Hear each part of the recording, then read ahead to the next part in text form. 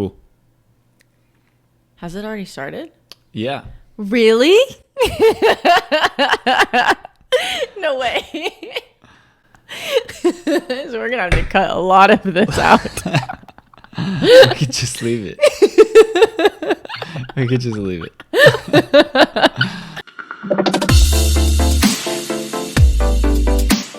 What's up, everybody? I'm Victor. And I'm Brianna, and we are the Schofields. That we are? We are. Well, what's up, everyone? Hopefully you guys have all been well since the last episode, at least. But we're going to be kind of interviewing each other today. So this will kind of be like a part one of a part two series where I'll interview my wife first, and then she'll go ahead and interview me afterwards. But yeah, let's go ahead and just jump into it. So we just kind of wanted to. What you got for me, babe?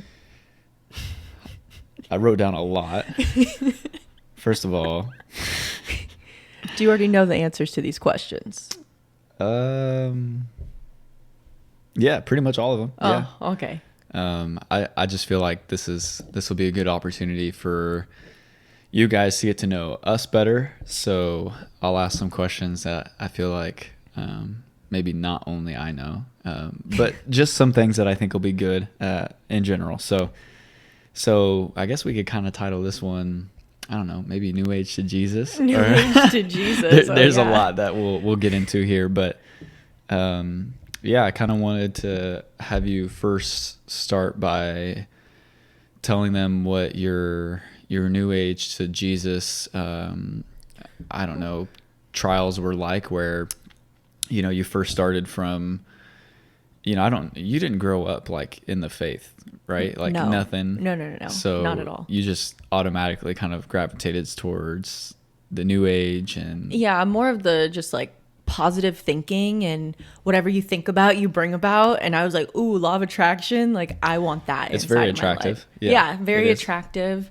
Yeah, you want me to just get into it, like how it all came about, or? Sure, but go ahead. Just go ahead and get into it. Okay, so whenever I was younger, I really loved spells and witches. So Did you have like one of those little magic kits when you were young?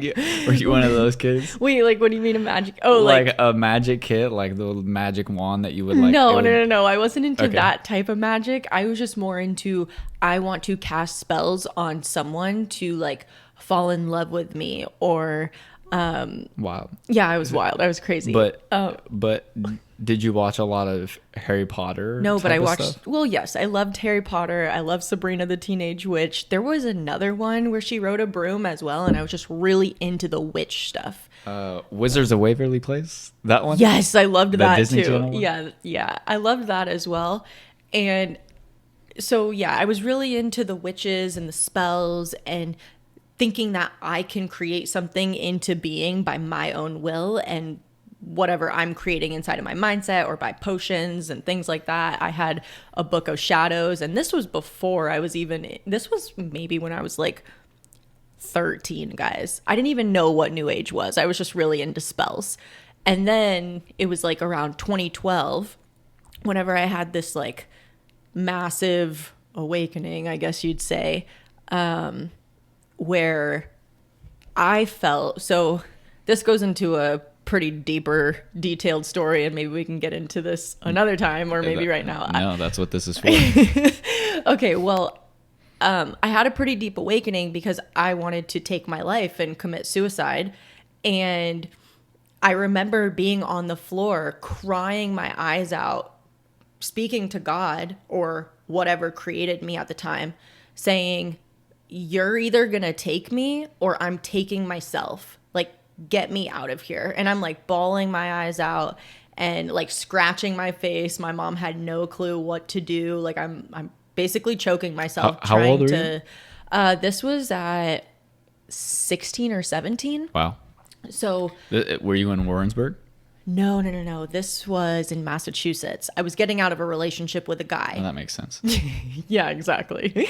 Okay. Sorry for everybody that's in Massachusetts. Oh gosh. So cold up there. Yeah, it is, exactly. But Yeah, so I was getting out of a relationship. I'm crying my eyes out on the floor. I'm looking into a mirror as I have like red streams of like blood down my face. And I just remember like talking back and forth to myself, but it was just through eyes. And I remember hearing a voice saying, do it, do it. And then the other voice said, don't do it, don't do it. And I was like, whoa, I have a choice of what I get to choose. And this was the first time I felt like I got off autopilot of my thoughts. I was always just on autopilot my whole life until I was around 17. And then it was this distinct voice that said, you have a choice. Which one do you want to do? Are you going to take your life or are you going to live? And I was like, whoa, okay. And that was the moment when I would say at this moment, it was Jesus that came in, but I did not pick it up as Jesus. So I guess I tested the spirit and it wasn't Jesus, but he did save my life at that moment because I did not take my life. I didn't take my life. I remember having the thought, like whenever I was deciding which way to go, it was, oh wow, what are thoughts? Like what are these thoughts that are playing out inside of our head? So I literally went to Google and I typed in what are thoughts, which led me to the University of Metaphysics, where I got my bachelor's degree in metaphysics, learning about telekinesis and meditation and law of attraction. So you did that for 2 years? I did it for 3.5. Okay. And it was all online school out in Arizona. And yeah, they just give you a bunch of teachings on dreams and how our dreams are actually real, and you can astral project and go into other dimensions, and you can meet spirits in these dimensions. So I was always just trying to get, I was always trying to get out of my body to learn about what these spirits were teaching. I didn't really know what these spirits were. I was just like, I want something else other than this. Like, I just want to know what's out there. What is this higher power? So was that the beginning of the psychedelic journey for you? Was when you started going to the No, you said you had done... I had done psychedelics whenever I was that. like... I think the first time I ever young. did psychedelics was around 16. And was it marijuana first, or was it... Well, yeah, I smoked marijuana around my sophomore year, and I just remember being like, how do people do this every day?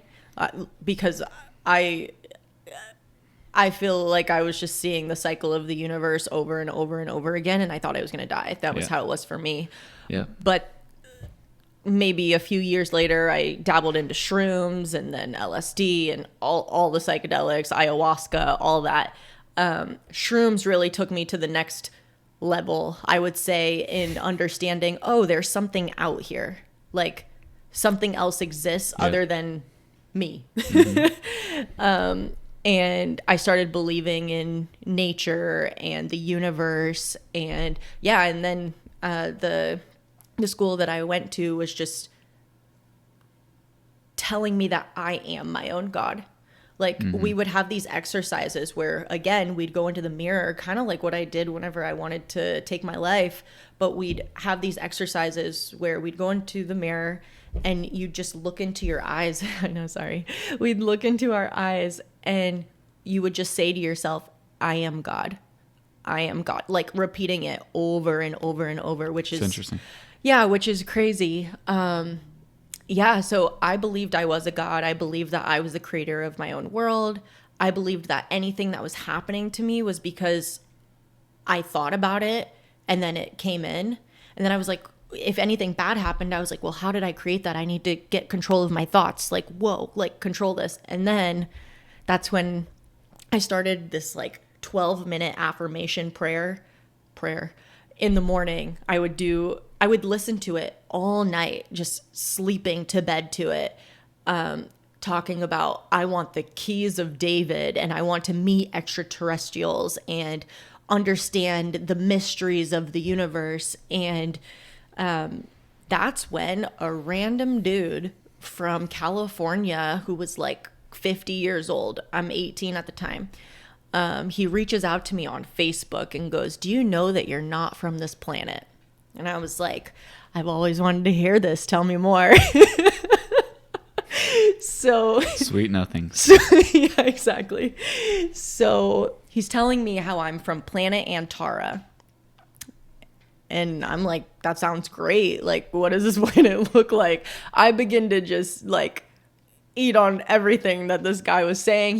He said, I'm gonna download you with all the past lives that you lived on planet Antara. And I was like, okay, cool. And he buys me a ticket out to California, a plane ticket from Massachusetts out to California. And I live with him and like 8 other people on this spiritual commune, basically. Like all of them walked around naked, sunbathed, psychedelics every new moon and full moon, which is every 2 weeks. So, yeah, I was in a whole nother world. They were telling me that I was the leader of their village on this other planet, and that we had been reincarnating on the earth for 40,000 years, and they were waiting for me to wake up because I was their leader.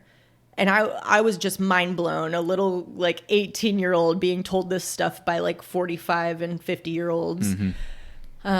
So yeah, I was just in a sense manipulated into the spiritual world by spirits, fallen angels, whatever you want to call them. And yeah, they would tell me that certain psychedelics were my drug of choice, that God gave me to learn certain things on. So they told me that smoking weed was a gateway into heaven, that the more that I smoke weed, the more that I will learn about the universe.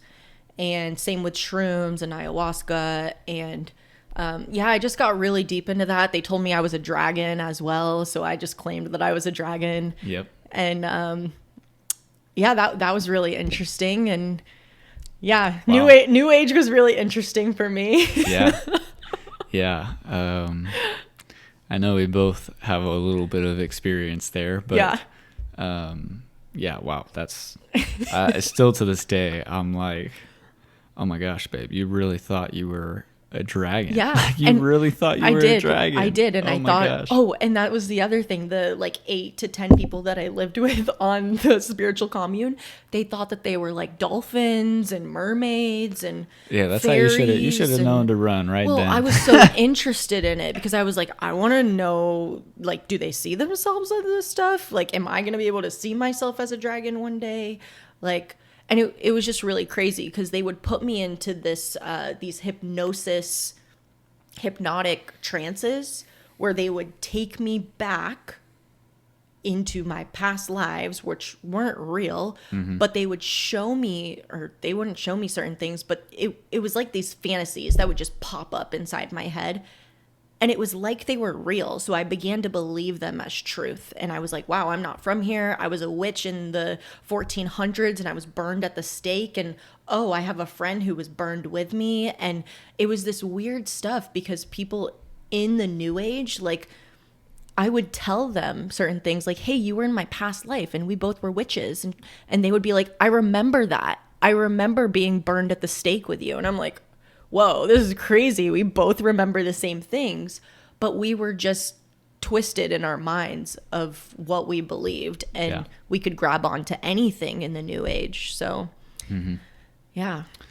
Yeah. I mean, especially being that young, I'm sure it's easy to kind of have a lot of things impressed upon you. You know, you've never really, I mean, you know, I know how you grew up and, you know, the way that things were at home, like what had happened in the home life. So it kind of makes sense that, you know, really you were just looking for, I mean, honestly, from what it seems from my perspective is of like the very first believable thing that was like, oh, this is exciting. Like I get to be something new, someone new. Like that kind of explains why I've been doing what I've been doing for the past, you know, 18 or so years on this planet. Yeah. But yeah, crazy.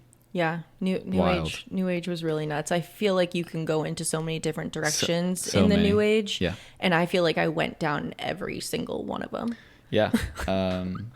But you mentioned something about, like you are God, you are God. Yeah. When you came from the New Age, to your faith in Jesus, what was the old way? Because I know you've told me before, but tell them, how did you used to think of Jesus Oh, yeah. when you had your old beliefs?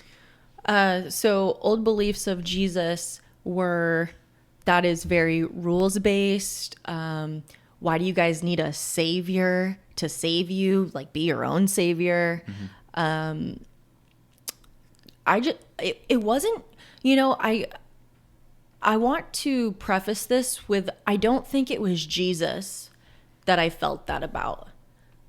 It was more Christianity and Christians in general, where I felt like it was very judgmental. Right, because you didn't even know really who Jesus was Yeah. or what Jesus was about, but because of all of these other people and the way that they acted, that was kind of the reason why you felt that way about Jesus. Yeah, Yep. because looking back, I had many, many points in my life where Jesus came in and revealed himself to me.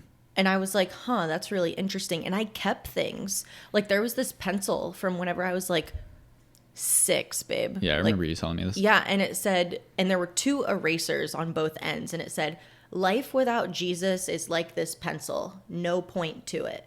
And I was like, whoa. And I kept it, and I was like, who's Jesus? Like, I didn't really know anything about him, but I was like, that's interesting. And I was very intrigued by, like, He's a Mexican. I love you. You're hilarious. Yeah. That's Yeah. what he is. Yeah. Jesus. Jesus. But yes, I was just very intrigued into, I wanted to know life, and they said, well, you don't have life if you don't know Jesus. So I was like, I'm going to keep that. And then there were multiple other things that I kept where it said, like, if you're walking on a beach and you only see like one set of footprints in the sand and you can't carry yourself anymore or something, that was when Jesus was actually carrying you. And I'll have to find that quote because it's really, Okay. really good. But yeah, there were a lot of points in my life before Christ where he still showed up, and I loved everything about Jesus. But then anytime a believer or a Christian would come to me telling me, you're going to hell, you cuss, you're doing this, oh, you're very sexual, you need to stop, and you're sinning, that was when I was turned off, and I was like, I don't want anything to do with Jesus if it has to do with that. It was very welcoming whenever I received it from just him, but whenever I received it from people that followed him, I wasn't about it. Yeah. Yeah, and I mean, we've said this many times that it's really tough. Like the whole thing of religion behind Jesus, it becomes really tough for the world to feel, I guess, I don't know if accepted is the right word, but feel welcomed, because it's so rules based, Yeah. and especially our generation. I know how I was, getting into like an entrepreneurial space and leaving school or leaving a job and wanting to do something for myself, was just that I honestly wanted to do something for myself. Like, so especially with our generation, it's a little harder for us to accept rules and just follow them. Like, Yeah. I think that there's a lot of people now who are wanting to define things for themselves, and I'm not saying like we should define Jesus for ourselves, but rather that I don't think we should define Jesus at all. Like, like Jesus put him just into is. Jesus is Jesus, like God, so Yeah. I don't know, to put him in, maybe I'm judging by saying this, so I'm willing to be humbled and corrected when it comes to this, but I think all of our religions, when it comes to Christianity or Catholicism, we're putting Jesus into a box, because I feel like when when we read verses like, all things are possible, right? Like, with man, gosh, what does he say? Like with man, nothing is possible or something. But with God, all things are possible. It's just like I don't know. It's really tough for us as a generation to believe in what a man has set up for us until we do some digging into it ourselves. And if that's the conclusion that we come to, then sure, like I'm more than, people are more than willing to like go with that stuff. But until they see it for themselves, like the man-made religion is just a really, I don't know, I feel like it's pretty destructive for like for his name. Yeah, and I wanted to say something about that because I had many people throughout my whole life. I gave my life to Christ around 2016. Yeah, it was August 7th, 2016. And I had many people before that telling me about Christ, but I never wanted anything to do with him until one day, one guy actually related with me and spoke with me for 4 hours about Jesus. And I was talking to him about astrology. And did he come from New Age as well? No, he was a believer. Okay. Complete believer. He just was actually able to say, hey, I see where you're coming from when it comes to everything you're learning with astrology. And I mean, maybe some of that is true, but it's not the truth. Right. And so there's truth in it. There's just truth not the in truth. it, just not the truth. And we don't need to go idolizing it. And so I actually spoke with him for like 4 hours and actually was open to listening about Jesus. It was the first person where I was like, sure, talk to me about him. And since that day, completely switched everything. Like I stopped doing psychedelics. I got everything out the window. I deleted my old Instagram where I was teaching like 20,000 people about past lives and other planets and dimensions and all that. I was like, I think a lot of people when they first come to Jesus, it's like, yay, like they're saved and this is awesome. My experience with coming to Jesus was awesome, but it was also very terrifying because I had a lot of spirits that were on me. There were times where I was like convulsing in the kitchen. Like I would ask someone for prayer and then immediately like I would be on the floor like seizing. And I'm like, what's going on? Like, and yeah, very, I know this is a little TMI, but very violent bathroom breaks. And I was like, what is going on? I've never experienced anything like this in my life. It's a good way to say it. Yeah. It just felt like a lot of demonic entities were coming out of me. And the Lord was rescuing me from what I was in before because I was in the devil's playground very deeply.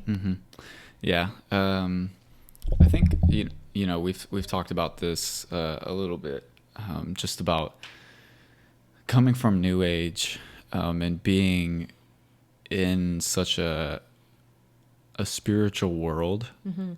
We get really tuned in to that spiritual realm, even if it was for, maybe the worser things. That now when we're here in our faith with Christ, that we kind of have this, I don't want to say like psychic ability, but it definitely, I notice from people that have come from New Age to Jesus, it seems that it's a little easier for some of them to pick up on those spiritual things that we're experiencing in the flesh or in the present. And but I also know some people who are very tuned into that and they've never touched any of that ever in their life. So like what you're saying, I think a lot of it for us, for one, I want to say it's the Holy Spirit recognizing the difference, but also what you're saying in terms of New Age coming to Jesus. This is my thought, and I'm going to stand on it, even if some people disagree. I think and I think this is what you're saying, but I truly believe that when people have actually been in the devil's world, actually played in it, and gotten to know his ways and who he is and how he manipulates things, and seeing the spirits and the psychic and all that type of stuff, I believe when you come, or when Jesus reveals himself and you're here with him, you're able to see those things even more clearer. And so I know, like you're saying, there are believers who can do that already. But knowingly, that is where I think the difference is, you know, because I think of, you know, some people on our Bible study that I know can get really deep into that spiritual realm of being in the presence of the Lord, but some of them throughout their week, I think that they do it so unconsciously. Like, they don't know that this is, maybe they know that they're experiencing the Holy Spirit, but they just don't know, like, oh, this is the spiritual world. Like, this is everything that goes on behind the physical world. Right. And the spiritual world is more real than the physical world. Yeah. So, yeah. Yeah. Okay, cool. Well, the other thing I wanted to ask was, you know, from some of the things that you came out of, you know, with pornography and some of the things that you had struggled with in the past, before you really, and, you know, I'll say what it is, but before you kind of came out of the closet with Jesus, like, you know, you profess your faith for Jesus. I know that you had to set some, like, major boundaries. And I know that they were in a few different areas, you know, things like, you know, your pornography, and sexual temptation was something that you really struggled with. So kind of tell us, I guess, what were some of those biggest boundaries that you had to set up when you were kind of coming from New Age to the convictions that you were getting from the Holy Spirit? Yeah, for sure. So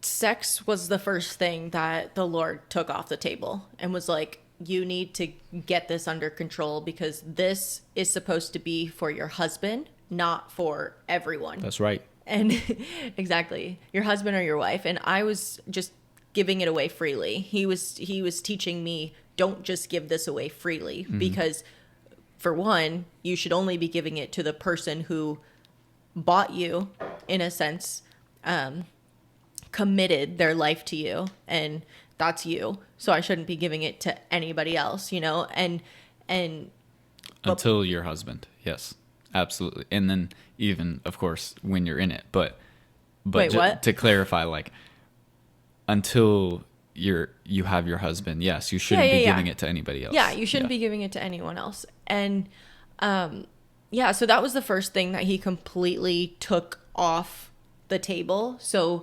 anybody that maybe I was doing something with, he was just like, stop texting them, don't call them, get them out of your life. Like, let them know where you're at, you know? Like, I just completely was like, okay, I can't talk to these people anymore, because this is temptations and I do want to do it. But it was like so easy for me to let go of sex. Like, that was the first thing completely that he was like, all right, you're done. It was like taken immediately. Pornography actually didn't come on the radar until like 3 years later. Like, I honestly thought that me not having sex, I could just go to pornography and watch pornography as a substitute. But then I recognized, oh, me giving my body away to porn videos, for one, I'm giving myself away to a screen, a digital screen. That's a little weird. And it's in the devil's playground as well, where there's two people who you're just watching have sex with each other, who don't love each other, who don't know anything really about each other. There's so much abortion inside of the pornography community, and there's human trafficking. Most videos are human trafficking, and people just don't know. And there's a lot of videos that people watch where it's actually people's rapes, like they're real rape, and people just watch those because it pleases them. And I knew that I needed to create boundaries there as well, because I mean, yeah, I didn't want to continue doing that, but it wasn't until 3 years into my journey that pornography became a big deal. Like it never felt like a sin for me. It felt like, oh, well, I'm not doing it with anyone else. I'm just doing it with the computer alone. Everyone does this. So why do I need to get rid of it?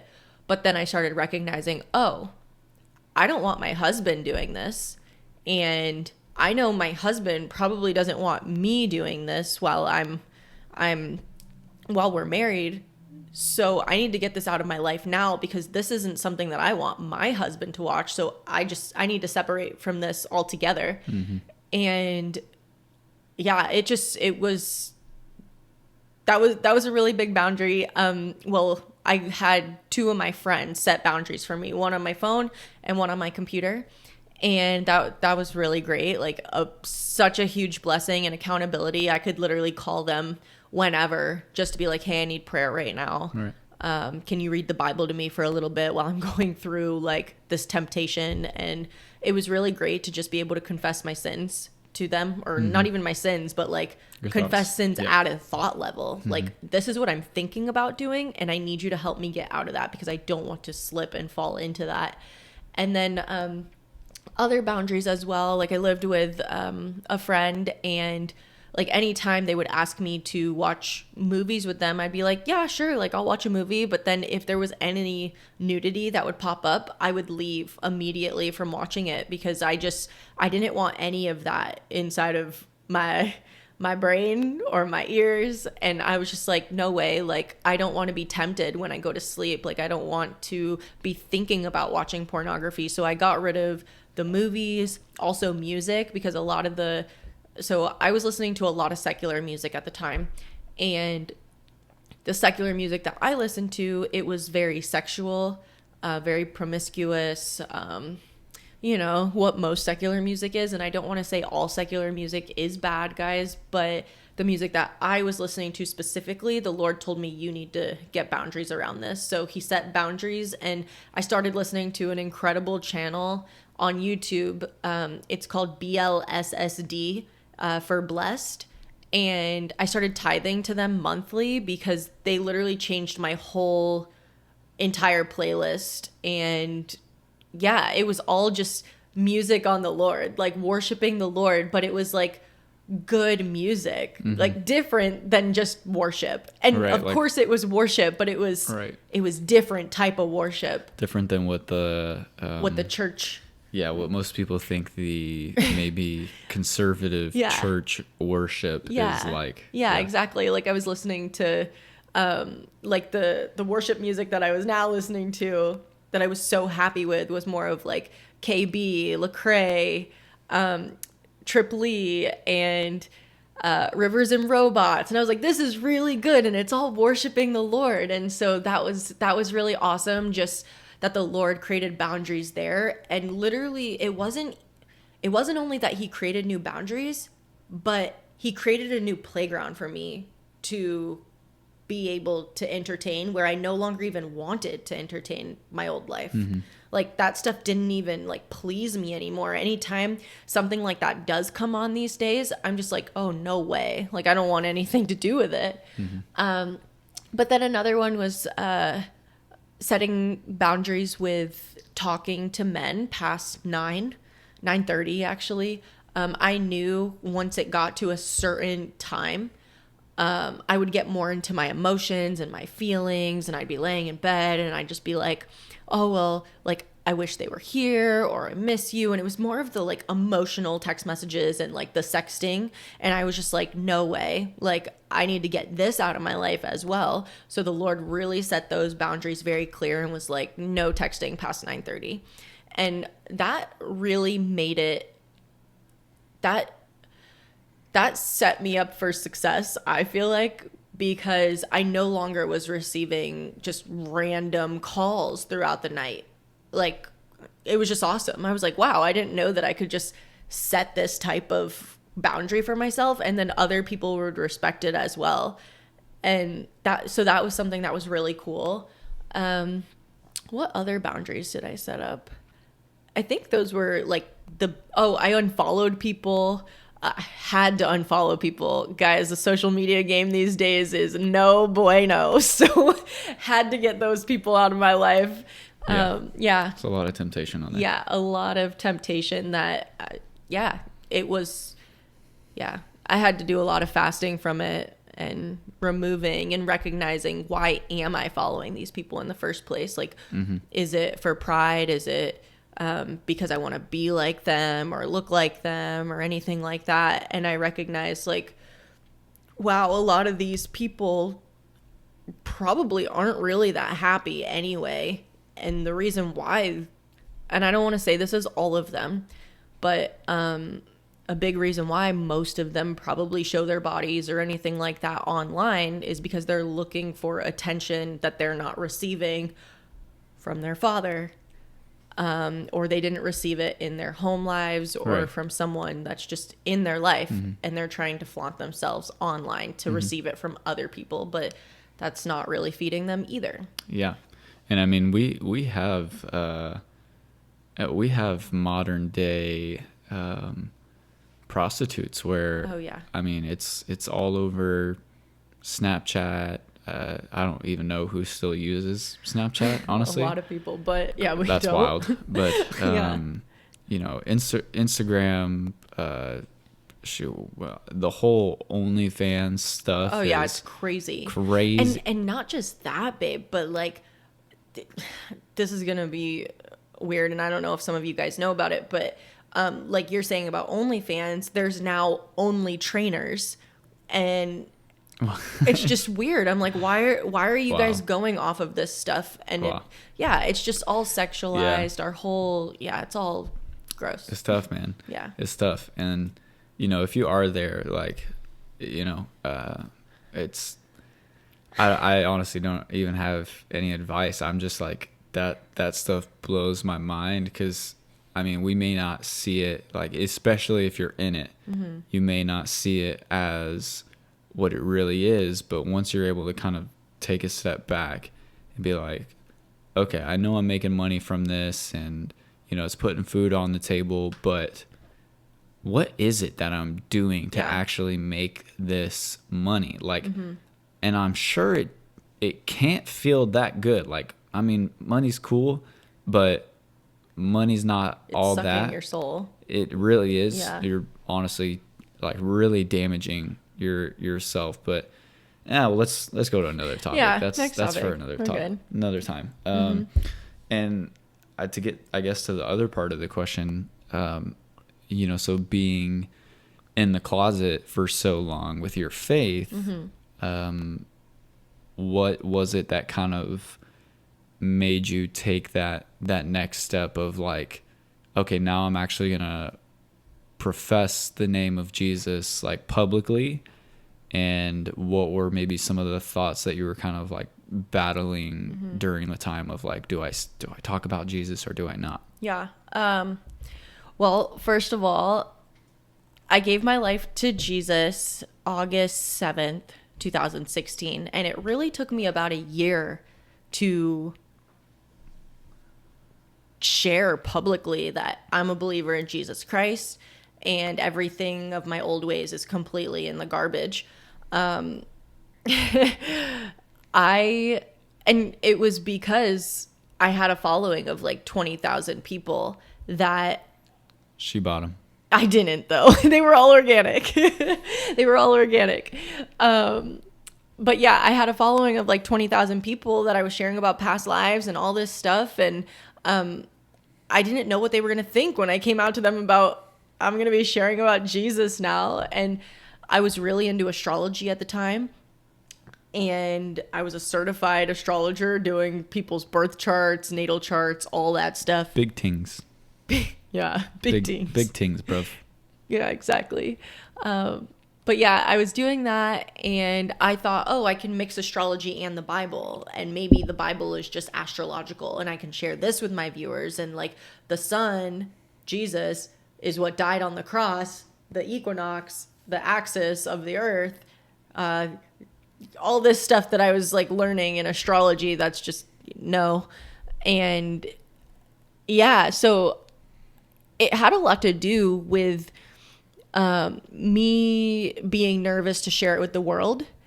And well, also I want to get into so the day before I gave my life to Jesus, I was in jail. So I was basically just at rock bottom, and I was like, I don't know what to do. I had just gotten into a fight from being drunk at the bar. I was yelling at the cops, and I was telling them that they were controlled and they were under like a government spell, and they ended up arresting me, and I get put in jail, and this girl hands me a Bible. She's like, I think God wants you to read this. And I was like, no way am I finding God in a jail cell. But yeah, anyway, I ended up reading a little bit of it in the jail cell. None of it made sense to me. None of it. And I was like, all right, close the book. In the beginning, the end. In the beginning, the end. Yeah, so I just closed the book, and I was like, this doesn't really make sense. The next day, I'm at home, and I write this long post on Facebook just saying all about my drinking testimony and all this. And then a couple people wrote on the comment section basically saying the only reason I haven't done drugs or drinking or anything like that is because of Jesus Christ. Like, he gets me through all of it, where like I might have these temptations, but I don't need to go there. And I was like, that's interesting. And so I literally was just praying. This was the first time that I really prayed to Jesus. Mm-hmm. Like, it wasn't just the universe. I really was wanting to talk to Jesus. And I was just like, calling out the name. Yeah, I called out the name, and I was like, okay, Jesus, like, if you're true, if you're real, if you're all that's left, because I've literally tried everything else and you're the one thing I haven't tried. If you are the truth, I need you to show me, because I don't believe you right now. I don't believe that you're the way, even though not everyone, but most people say that you're the way.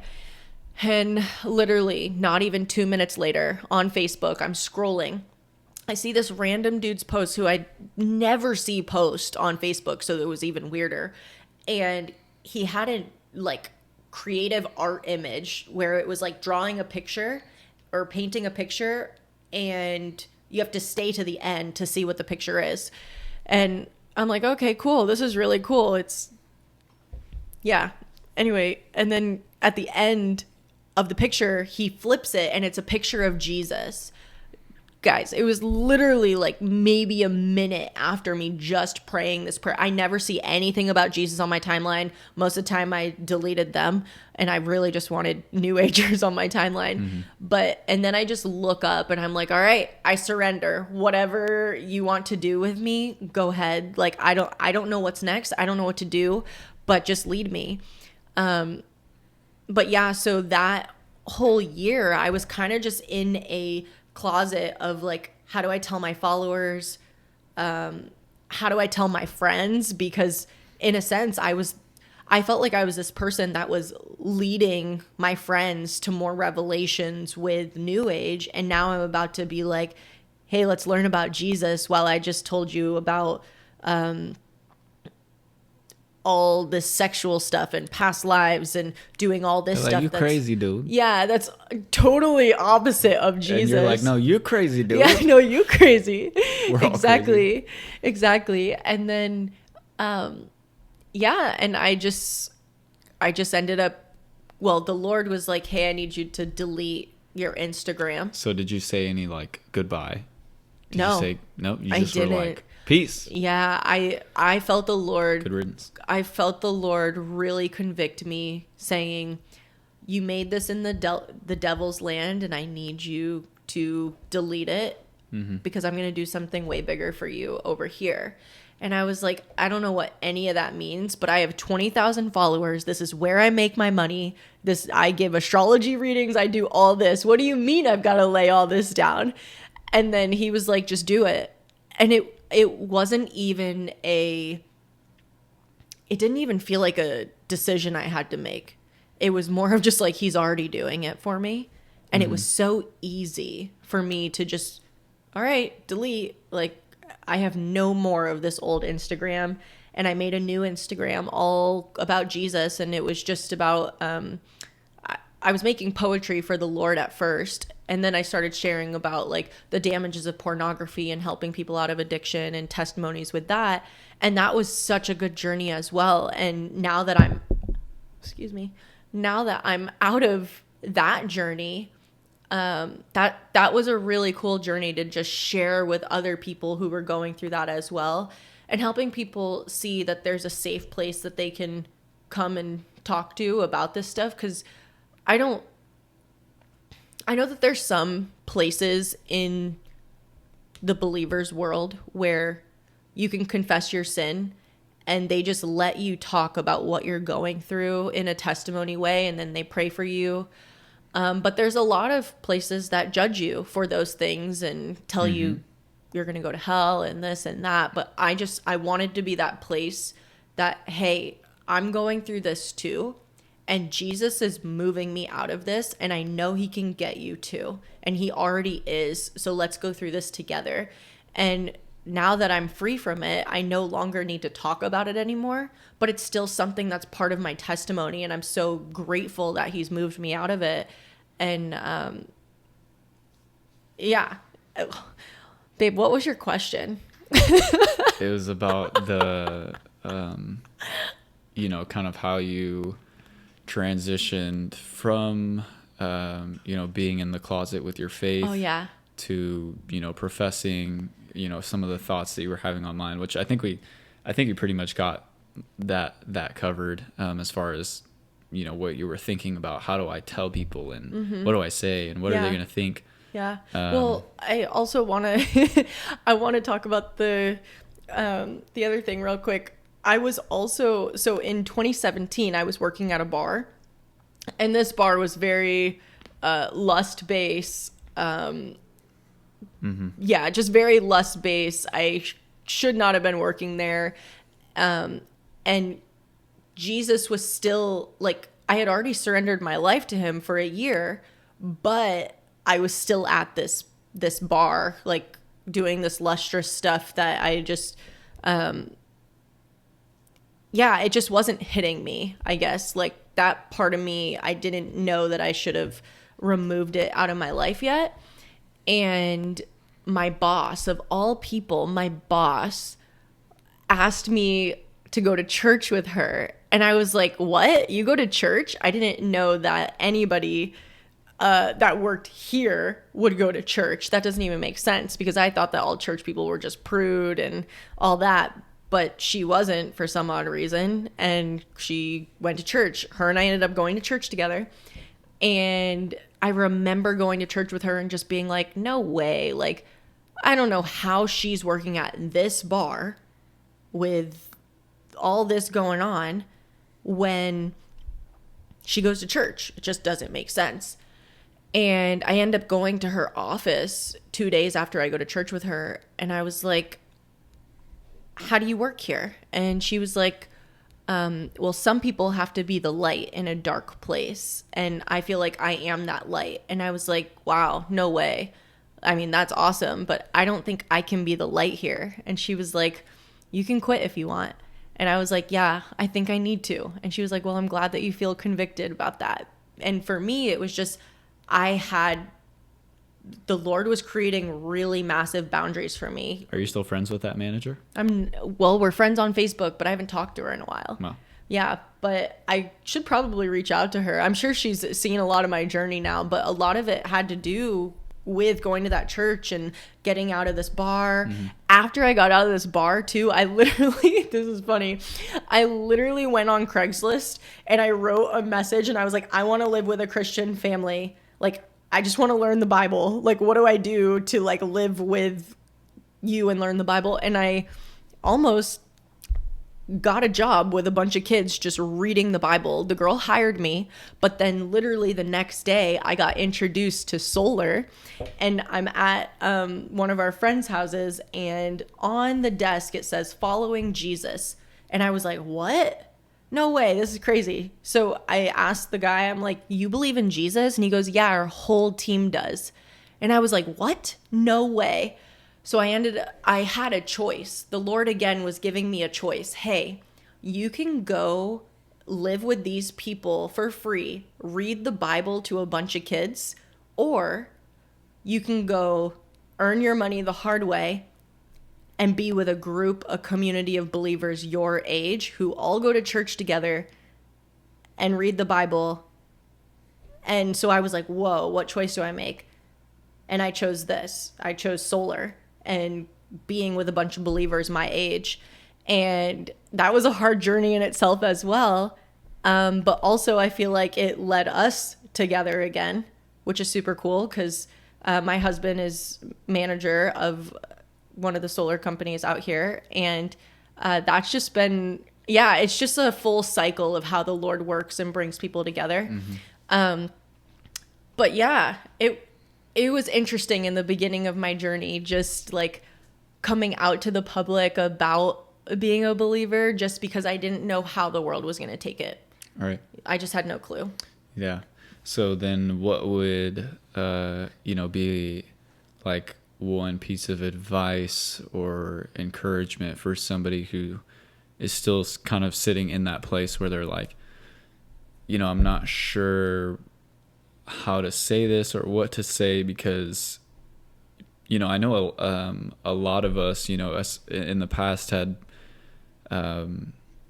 people like us who had come out of New Age or whatever, that we had kind of talked really bad about, Jesus. And then to kind of come to the place where we're like, okay, yeah, this is it. What is that one piece of advice or something that you would say to kind of encourage that next person to just make that leap of faith to just profess the name? Yeah. I mean, definitely just, I know that this sounds super simple and super cliche, but you just have to do it because eventually you're going to anyway. There's no way that you cannot share about Jesus when he comes to you. There's just no way. Like you can't not. It's so hard to keep your mouth shut about the things that he does in your life, from your old life to who you are now. And I mean, if you have a problem with thinking that other people are going to have a problem with what you're sharing, then if those people leave, it's okay because there's a whole new group of people that are going to come into your life.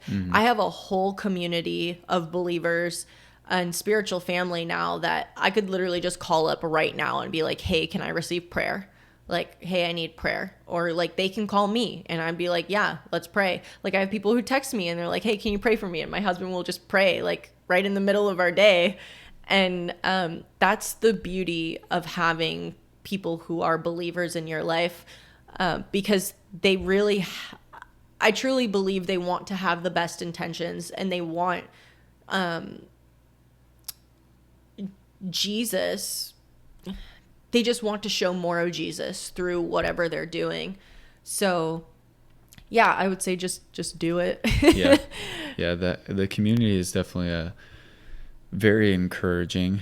But I understand to the outside world, most of them can be very self-righteous and very judgmental. And sometimes I feel like when we talk about this is kind of off topic, but when we talk about the New Age, even classifying that is almost like classifying Jesus as Christianity or Baptist or Catholicism.